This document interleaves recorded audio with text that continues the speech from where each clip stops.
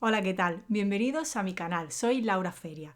Seguramente que habéis escuchado en más de una ocasión que el azúcar es importantísimo para el cerebro, pero también habéis escuchado que el azúcar no es bueno para la salud.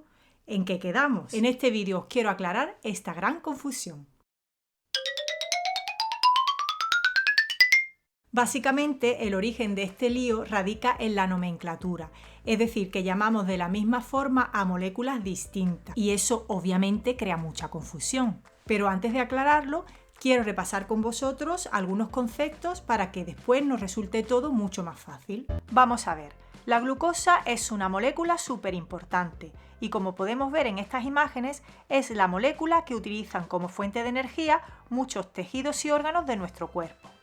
La glucosa la podemos obtener a través de distintas macromoléculas, a partir de los hidratos de carbono, a partir de las proteínas, mediante un proceso que se llama gluconeogénesis, y a veces de forma puntual, muy puntual, a partir de las grasas, concretamente de los ácidos grasos de cadena impar. Pero como os digo, de forma muy puntual, en casos muy excepcionales. Pero bueno, vamos a quedarnos con que la fuente principal para obtener la glucosa son los hidratos de carbono, ¿de acuerdo? Existen varios tipos de hidratos de carbono. En función del número de moléculas que lo componen, se clasifican en monosacáridos, disacáridos y polisacáridos. Los monosacáridos son hidratos de carbono muy pequeñitos, es decir, están compuestos por solo una molécula, que pueden ser glucosa, fructosa, galactosa y manosa. Quedaros con este dato, solamente los monosacáridos son capaces de atravesar la pared intestinal y llegar a la sangre. Luego tenemos también a los disacáridos, que son hidratos de carbono compuestos por dos moléculas. Los disacáridos son la maltosa, que está compuesta por dos moléculas de glucosa, la sacarosa, que es lo que comúnmente llamamos azúcar de mesa, que está compuesta por una molécula de glucosa y otra de fructosa, y la lactosa, que está compuesta por una molécula de glucosa y otra de galactosa. Estos hidratos de carbono también son pequeños, pero al tener dos moléculas en vez de una, es decir, al ser disacáridos y no monosacáridos, no pueden pasar a la sangre tal cual, sino que el enlace que mantiene unidas las dos moléculas se tienen que romper y así los monosacáridos resultantes sí que pueden hacerlo. Tanto a los monosacáridos como a los disacáridos se les llama hidratos de carbono simples o de cadena corta, pero recordad que solo los monosacáridos pasan a la sangre. Y por último tenemos los polisacáridos, que son hidratos de carbono compuestos por 3 o más de 3 moléculas, como por ejemplo las dextrinas y maltodextrinas, los almidones, el glucógeno y la fibra. Pues aquí pasa lo mismo. En este caso son los hidratos de carbono más grandes y para que estos pasen a la sangre tienen que convertirse en monosacáridos y esto ocurre cuando se rompen los enlaces que mantienen unidas estas moléculas. Atención a la fibra, porque como en todas las reglas también hay una excepción. La fibra es un hidrato de carbono que no se puede romper, ¿vale? Por lo que al no poderse convertir en monosacárido no puede pasar a la sangre, sino que cuando ingerimos la fibra pasa intacta por el aparato digestivo y se elimina tal cual junto a las heces. Vale, primera pregunta que os podéis plantear. Si a partir de los hidratos de carbono, excepto de la fibra, podemos obtener glucosa, ¿por qué nos aconsejan tomar un tipo de hidratos de carbono, por ejemplo los que contienen las verduras, por ejemplo, y no hidratos de carbono como los que contienen la bollería? Pues porque aunque obtengamos la misma molécula, la forma de obtenerla no es la misma y eso es lo que marca la diferencia. Me explico. Si comemos alimentos ricos en hidratos de carbono complejos, es decir, hidratos de carbono grandes, no se van a romper todos los enlaces a la vez, sino que se van a ir rompiendo poco a poco y eso significa que los monosacáridos resultantes no van a pasar todos juntos a la vez a la sangre, sino que van a ir pasando poco a poco a medida que se van formando. Esto se traduce en que los niveles en sangre de glucosa, que recordad tienen que estar entre 70 y 110 miligramos por decilitro, no van a subir mucho y muy rápido, sino que lo van a hacer de forma lenta y gradual. Por lo que el páncreas, que es el órgano que va a segregar insulina, no tiene que segregar mucha cantidad ni rápidamente, es decir, no se produce un pico de insulina. Os recuerdo que la insulina es la hormona que se encarga de llevar la glucosa al interior de las células para utilizarla como combustible, es decir, obtener energía.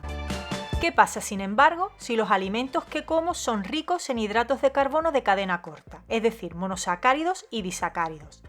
Pues que como no se deben romper enlaces o solo se debe romper uno en el caso de los disacáridos, hay muchos monosacáridos disponibles rápidamente para pasar a la sangre y de hecho es lo que pasa.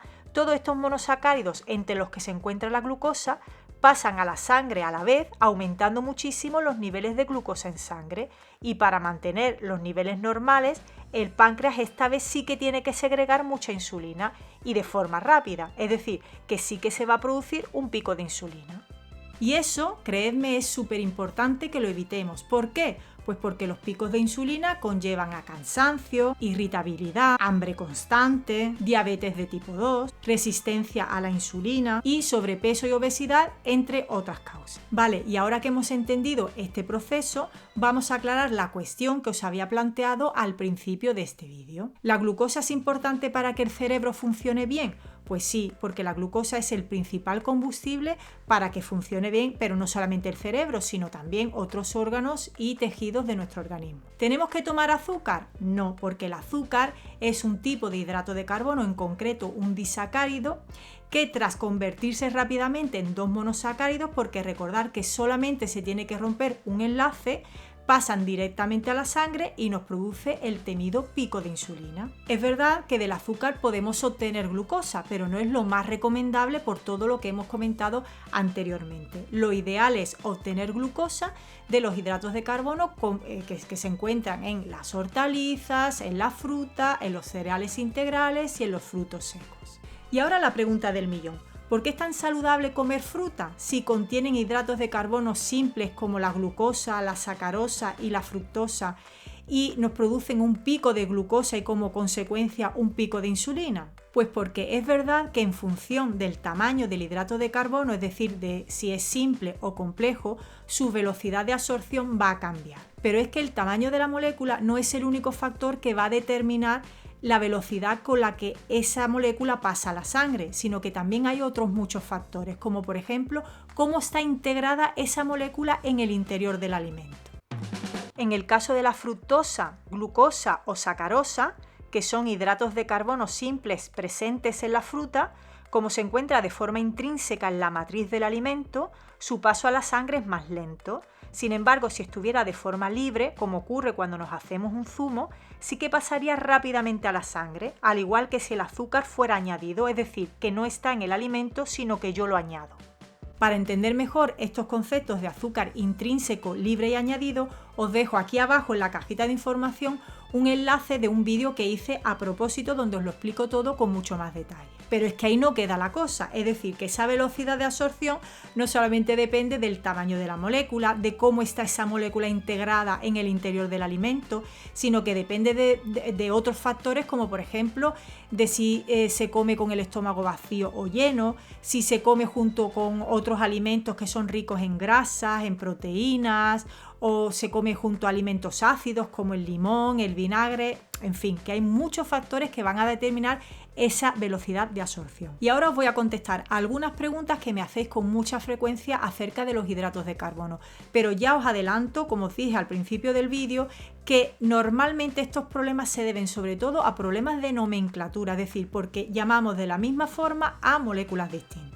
¿Por qué llamamos azúcares a todos los hidratos de carbono si hemos dicho que el azúcar es un disacárido que está compuesta por dos moléculas, uno de glucosa y uno de fructosa? Pues porque al final todos los hidratos de carbono, excepto la fibra, se convierten en monosacáridos y dan ese sabor característico dulcecito que asociamos al azúcar, es decir, a la sacarosa que tenemos en casa. Haced la prueba, meteros en la boca un trocito de pan, que a priori es salado, ¿no? El pan es salado. Entonces, os metéis un trocito de pan en la boca. ¿Qué es lo que pasa? Que ya en la boca tenemos unas enzimas que son las amilasas o tialinas que empiezan a degradar el almidón del pan, ¿vale? El almidón son moléculas grandes de glucosa.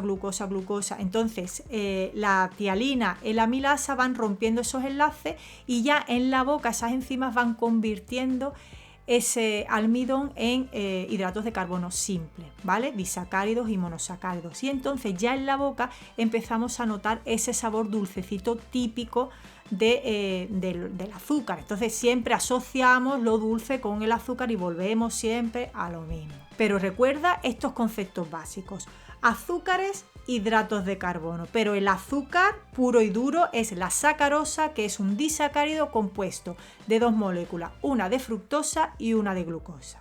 Y ojo, porque nos suelen liar todavía más cuando vamos al supermercado.